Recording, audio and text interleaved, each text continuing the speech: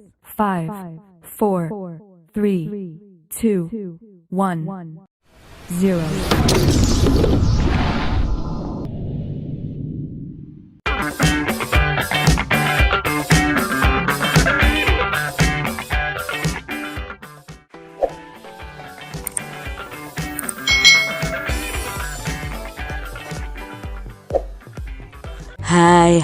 Hai. Selamat datang di channel YouTube Kak Citra. Apa kabarnya adik-adik semuanya? Kak Citra berharap kalian dalam keadaan yang baik, sehat, dan siap untuk belajar ya. Nah, hari ini kita akan belajar untuk mata pelajaran tematik kelas 6. Kita belajar di tema 4, globalisasi, subtema 2, globalisasi dan manfaatnya, pembelajaran yang kedua. Mari adik-adik kita belajar dengan penuh semangat.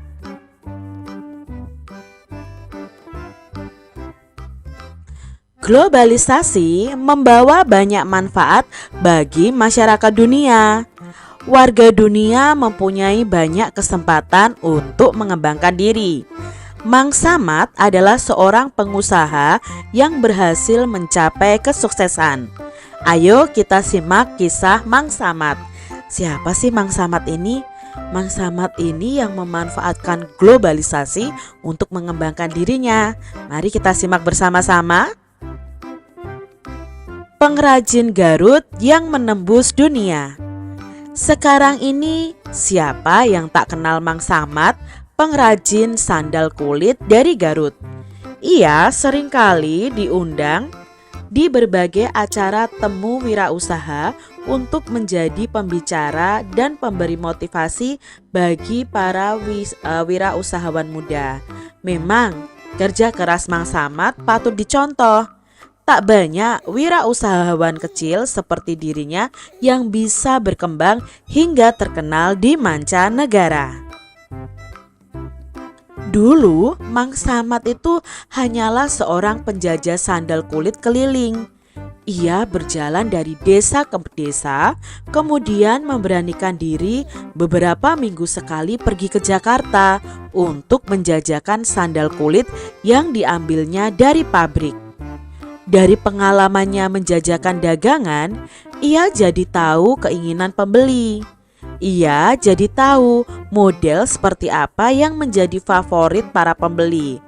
Ternyata semakin rumit bentuk jalinan kulit sebuah sandal, apalagi untuk laki-laki, justru tidak diminati. Bentuk sederhana dan klasik tetap menjadi favorit pembeli. Namun kualitas kulit dan jahitan sandal menjadi hal yang utama. Merasa tak puas jika hanya menjajakan, Mang Samad pun belajar untuk membuat sandal. Keterampilan dasar memproses dan menjahit kulit sudah Mang Samad miliki, karena desa tempat tinggalnya merupakan desa pengrajin sandal. Nah, Mang Samad hanya memperluas keterampilannya dengan belajar membuat pola sandal, belajar mengenal aneka bahan, lalu menambahkan pengetahuan minat pembeli dari pengalamannya berjualan. Mang Samad mulai bereksperimen dengan berbagai model sandal buatannya sendiri. Ia mencoba membuat sedikit, kemudian menitipkannya di toko atau di temannya yang berkeliling. Ketika laku, ia membuat lagi, mencoba model yang baru, mencoba warna yang baru, lalu begitu seterusnya. Hingga suatu saat, ia tidak bisa lagi memenuhi permintaan pembeli dengan tenaganya sendiri. Maka mulailah Mang Samad ini mencari pegawai yang bisa membantunya.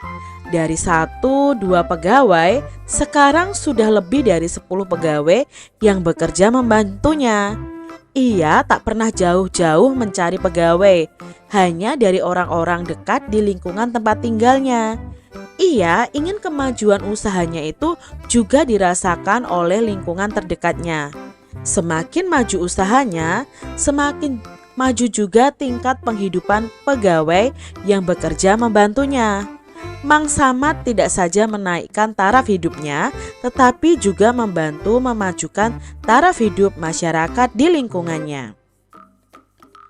Belajar yang tak pernah henti membuat usaha yang dirintis Mang Samad ini terus berkembang adik-adik. Berbeda dengan produk sandal Garut yang model bahannya tak berubah dari waktu ke waktu, Mang Samad sering memperhatikan model sandal di majalah dan model sandalnya merek luar negeri yang dijual di toko. Ia pun secara berkala mengeluarkan model-model baru adik-adik. Walaupun model yang dibuatnya sederhana, ia selalu menggunakan bahan yang terbaik serta teknik jahitan yang kuat. Dengan demikian nih, sandal buatannya itu lebih tahan lama adik-adik.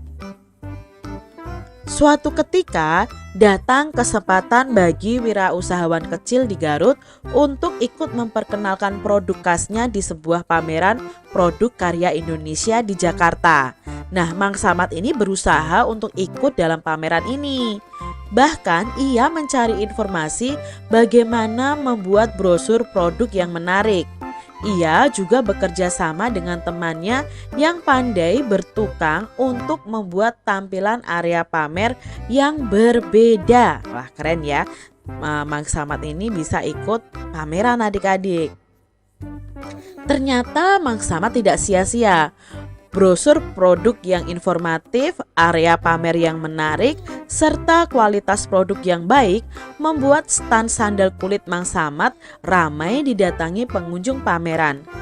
Tidak hanya sandal yang dijual laris manis di sini, Mang Samad juga didekati oleh beberapa importir dari luar negeri yang tertarik dengan produknya. Hanya dari satu pameran, produk Mang Samad sudah dikenal oleh banyak kalangan. Sekarang produk sandal buatannya sudah menembus ke pasar mancanegara atau ke luar negeri adik-adik. Model yang sederhana dengan kualitas bahan dan jahitan yang baik membuat sandal buatannya ini disukai banyak kalangan di luar negeri. Tidak hanya membawa kebanggaan bagi dirinya, bagi keluarganya atau bagi pekerjanya, produk sandal kulit buatan Mang Samad dari Garut ini membuat Indonesia makin dikenal, membuat Indonesia makin bangga dengan kerja keras anak negerinya. Sandal kulit Garut dapat mengharumkan nama Indonesia dan turut memajukan perekonomian bangsa. Nah, itu tadi kisah inspiratif dari Mang Samad yang merupakan pengrajin sandal kulit dari kota Garut. Sangat inspiratif ya adik-adik ya, dimana dia selalu berusaha, selalu bekerja keras untuk meningkatkan kemampuan dirinya dalam mengembangkan bisnisnya atau usahanya tentang produksi sandal kulit. Siapakah Mang Samad tadi adik-adik? Nah, Mang Samad tadi adalah pengrajin sandal kulit dari Garut. Bagaimana Mang Samad mengawali usahanya? Nah, Mang Samad awalnya adalah seorang penjual sandal kulit keliling dari desa ke desa.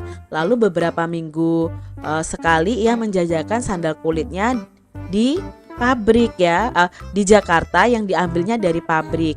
Kemudian ia mencoba membuat sendiri sandal kulit dan menjualnya dengan cara menitipkan ke toko atau ke teman-temannya. Nah, lalu pertanyaan berikutnya, bagaimana Mang Samad itu mengembangkan usahanya? Nah, Mang Samad ini mengembangkan usahanya dengan terus membuat produk yang baru, mencoba model yang baru, mencoba warna yang baru. Kemudian ia mencari pegawai ya. Pegawainya itu adalah orang-orang di sekitarnya supaya mau membantunya ya. Dan usaha Mang Samad ini terus berkembang. Nah, ketika berkembang Mang Samad tidak berhenti belajar. Ia pun secara berkala mengeluarkan model baru dengan bahan terbaik dan jahitan yang kuat. Lalu Mang Samad ikut pameran produk karya Indonesia di Jakarta, dan produknya Mang Samad itu menarik beberapa importir dari luar negeri, sehingga produk sandal Mang Samad itu sekarang berhasil menembus mancanegara. Keberhasilan apa yang sudah dicapai oleh Mang Samad tadi? Nah, keberhasilannya adalah berhasil membuat usahanya semakin maju dan sukses, bahkan mampu menembus pasar mancanegara. Selain itu, ia juga berhasil mengharumkan nama Indonesia. Keterampilan apa yang dimiliki oleh Mang Samad tadi adik-adik? Ya, keterampilan dalam memproses dan menjahit kulit menjadi sebuah sendal dengan pola dan kualitas yang sangat bagus, serta mampu menganalisa peluang dijualnya sandal kulit ini adik-adik, sehingga bisa dikenal sampai ke pasar mancanegara. Sikap apa yang dimiliki oleh Mang Samad? Coba jelaskan. Nah, Mang Samad itu kerja keras ya, mau terus belajar dan selalu berinovasi. Nah, kesuksesannya terwujud dari kerja keras tanpa henti. Ketika mendapat hambatan, hendaknya menjadi pembelajaran. Hal yang juga penting adalah inovasi. Karena dengan inovasi, kita bisa mencari tahu minat konsumen sehingga usaha kita itu terus bisa berkembang adik-adik. Jadi untuk seorang yang pengusaha, kita harus kerja keras, terus belajar, dan selalu mau berinovasi. Apa dampak keberhasilan dari usaha Mang Samad bagi diri Mang Samad sendiri? Nah, dampaknya adalah ekonomi Mang Samad itu meningkat. Lalu ia juga merasa bermanfaat bagi orang lain. Karena melalui usahanya ini, ia juga bisa membantu menaikkan taraf hidup masyarakat di lingkungannya. Nah, masyarakat Indonesia itu mempunyai keragaman ekonomi. Seperti yang telah kamu pelajari sebelumnya, bahwa keberagaman itu dipengaruhi oleh banyak faktor. Salah satunya itu keterampilan dan pendidikan serta usaha keras. Nah, setiap orang mempunyai potensi diri yang berbeda. Potensi tersebut harus diasah supaya seseorang bisa berhasil. Adik-adik pasti punya potensi diri. Entah kalian itu potensinya dalam hal misalnya pandai menyanyi, pandai melukis. Kalian punya potensi itu, dan potensi itu harus kalian kembangkan. Siapa tahu dengan potensi kalian, dengan usaha keras kalian bisa mengembangkan potensi kalian luar biasa. Nah, seperti Mang Samad tadi, dia mengembangkan potensinya yang luar biasa. Potensinya apa? Oh, dia bisa membuat sandal dari kulit. Dia mengembangkan semua potensinya sehingga akhirnya dia berhasil. Misalnya kalian pandai menari. Nah, kembangkan potensi kalian dalam hal menari. Siapa tahu nanti suatu saat kalian sukses bisa menjadi penari sampai luar negeri. Nah, adik-adik coba ya kembangkan potensi diri kalian masing-masing. Nah, di era globalisasi sekarang ini, setiap orang itu harus meningkatkan potensinya supaya apa? Mampu bersaing. Ya, bersaing secara sehat dengan orang-orang di sekitar kita. Nah, siapkah kamu menghadapi era globalisasi ini? Nah, adik-adik kita harus siap ya dengan era globalisasi yang begitu cepat, yang begitu luar biasa, dengan teknologi yang berkembangnya sangat pesat ya. Adik-adik harus bisa mengembangkan kemampuan atau potensi yang kalian miliki. Nah, untuk mengembangkan potensi yang kalian miliki, kalian bisa mengidentifikasi atau mencari tahu potensi apa sih yang aku miliki, lalu potensi apa yang perlu aku kembangkan, dan usahanya apa untuk mengembangkan diri itu. Nah, misalnya potensi yang aku miliki adalah aku pandai menari misalnya ya. Nah, yang aku perlu kembangkan apa? Oh, belajar tari-tari daerah. Usahanya apa? Oh, aku usahanya adalah mengikuti sanggar tari, misalnya seperti itu. Oh, potensi yang aku miliki, aku pandai bermain sepak bola. Nah, potensi yang perlu aku kembangkan apa? Oh, potensi yang perlu aku kembangkan adalah bermain sepak bola yang baik dan benar. Nah, usahanya apa? Oh, usahanya mengikuti klub sepak bola misalnya seperti itu. Nah, itu kalian bisa cari tahu potensi yang kalian miliki dalam diri kalian masing-masing. Kalian tentu juga bisa tanya kepada orang tua, sebenarnya potensi apa yang kalian miliki? Nah, demikian tadi adik-adik pembahasan kita di mata pelajaran tematik tema 4, subtema 2, pembelajaran yang kedua. Semoga video ini bermanfaat ya untuk adik-adik semuanya. Dan sampai jumpa lagi di video pembelajaran Kak Citra selanjutnya. Tuhan memberkati. Jangan lupa tekan tombol subscribe, lalu tekan loncengnya, tekan juga tombol like, lalu share ke media sosial kalian. Jangan lupa untuk ikuti media sosial Kak Citra. Terima kasih.